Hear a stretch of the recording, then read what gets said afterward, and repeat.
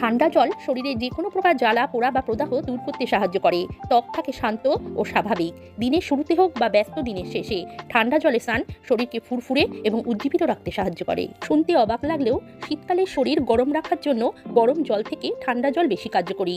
শীতকালে সর্দি কাশি ও শ্বাসকষ্টের সমস্যা ব্যতীত সুস্থ মানুষের ঠান্ডাজনিত সমস্যা থেকে রক্ষা পেতে নিয়মিত ঠান্ডা জলে স্নান বিশেষভাবে উপকারী। এটি সাম্প্রতিক এক সমীক্ষায় দেখা গেছে।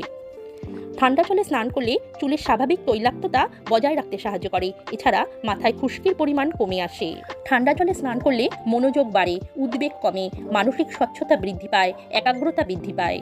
অত্যাধিক ঠান্ডা জলে স্নান করলে শরীরের তাপমাত্রা কমে যায়, যার ফলে সর্দি কাশির মতো সাধারণ সংক্রমণ ব্যাধিগুলি ঠেকিয়ে রাখা যায় না।